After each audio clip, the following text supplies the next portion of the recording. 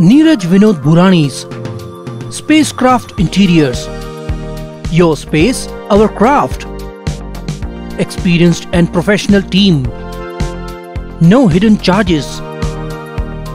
Luxurious designs. Follow us on Instagram. Spacecraft Interiors.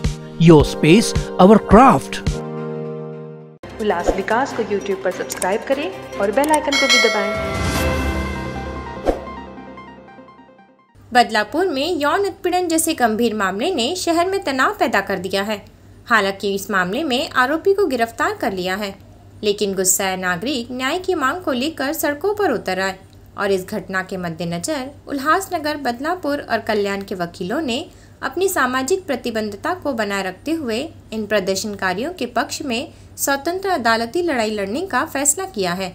In फैसले से न्याय की लड़ाई लड़ रहे नागरिकों को वकीलों का बड़ा समर्थन मिलेगा। बदलापुर में यौन उत्पीड़न की भयानक घटना ने पूरे शहर में तनाव पैदा कर दिया है। इस घटना के मुख्य आरोपी अक्षय शिंदे को पुलिस ने गिरफ्तार कर लिया है। नागरिकों के गुस्से के कारण मंगलवार को बदलापुर शहर में बदलापुर बंद का आह्वान किया गया। गुस्साई भीड़ आदर्श विद्या मंदिर स्कूल के सामने जमा हो गई और प्रशासन से स्कूल बंद करने और आरोपी को उनकी हिरासत में सौंपने की मांग की। हालांकि जैसे ही इस बदलापुर बंद ने हिंसक रूप ले लिया, कुछ ही समय में सड़क रोको और रेल रोको विरोध प्रदर्शन शुरू हो गया। करीब 10 घंटे तक ट्रेन रोकी गई। पुलिस ने भीड़ पर लाठीचार्ज किया और रेलवे ट्रैक पर स्थिति शांत हुई।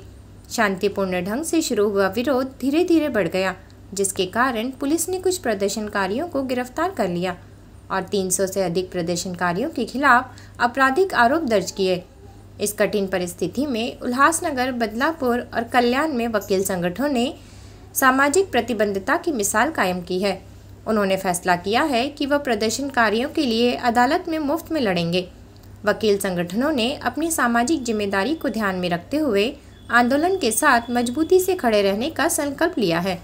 साथ ही वकील संजय सोनावने, उमेश केदार, वैशाली बंसोड़े, प्रवीण अटकले, कल्पेश माने, निखिल शिंदे, प्रियेश जाधव, महेश मालवे और अन्य वकीलों ने अपील की है कि कोई भी आरोपी अक्षय शिंदे का केस न ले।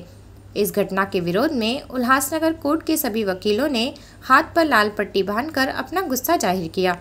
यह निर्णय उल्लासनगर में सामाजिक जागरूकता और न्याय के लिए लड़ने वाले वकीलों की इच्छा को स्पष्ट रूप से दर्शाता है। इस कार्रवाई से पता चला कि न्याय के लिए लड़ने वालों के पीछे वकालत संगठनों का मजबूत समर्थन है। काल बदलापूरमध्ये जो जन आक्रोश झाला, जन आंदोलन झालं, त्याबाबत पोलीस प्रशासनाने अनेकांवर गुन्हे दाखल केलेले आहेत। लोह मार्ग पोलीस स्टेशनमध्ये देखील गुन्हे दाखल झाले आहेत। त्यांना कल्याण पोलीस स्टेशनला हजर करून नॉन बेलेबल सेक्शन लावले होते।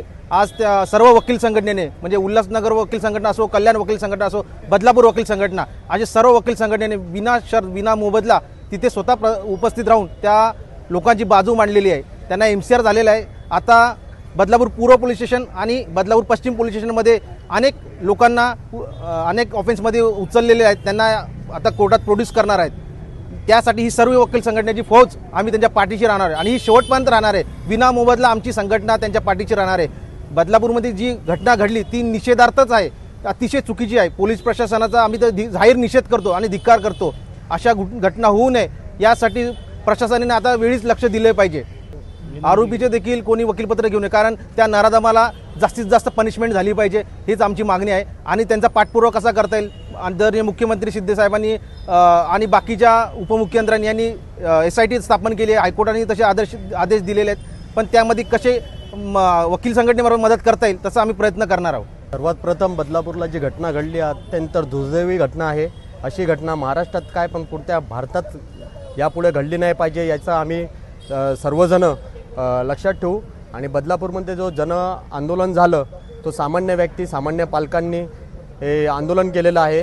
त्या आंदोलनामध्ये ज्या आरोपींना पोलिसांनी चुकीच्या पद्धतीने त्यांना काल अटक केले गेले आहे, अत्यंत शांततेने असं आंदोलन झालं होतं, परंतु प्रशासनाला कुठेतरी त्यांना अटक करायची होती। त्यामुळे आंदोलनाचे गुन्हे त्यांच्यावर दाखल केले की भविष्यात पुन्हा असं कोणतं आंदोलन घडलं नाही पाहिजे, त्यासाठी त्यांनी हे गुन्हे दाखल केले आहे। परंतु आमची वकील संघटना एवढी स्ट्रॉंग आहे आणि एवढी मजबूत आहे। आमचे सगळे वकील बांधवांनी सांगितलं की जे जे आंदोलनाचे गुन्हे झाले आम्ही त्याच्यामध्ये उभे राहू, त्यांच्याकडनं कोणतेही शुल्क आम्ही घेणार नाही आणि त्यांच्या पाठीशी आम्ही शेवटपर्यंत असं उभे राहू।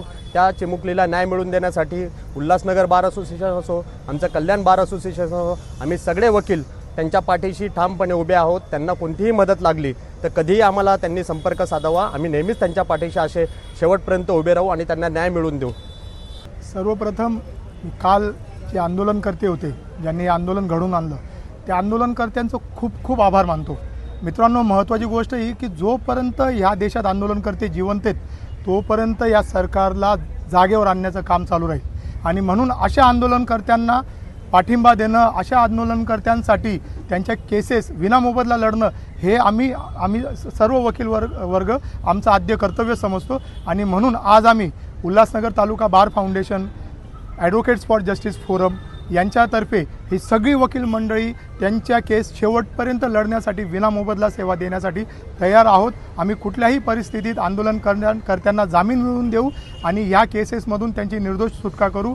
यापुढेही जेव्हा केव्हा सामाजिक अन्यायाविरुद्ध आंदोलन केले जाईल त्या वेळेस हा वकील वर्ग ह्या सामाजिक अन्यायाविरुद्ध आंदोलनकर्त्यांच्या पाठीमागे ठामपणे उभा राहील। जय हिंद, जय भारत, जय भीम। बदलापूर शहरामध्ये काल जनतेतर्फे जे उत्स्फूर्त जनआंदोलन केलं गेलं त्यामध्ये पोलिसांनी ज्या आंदोलनकर्त्यांना अटक केलेली आहे त्यांना आज न्यायालयामध्ये घेऊन येतात आहे।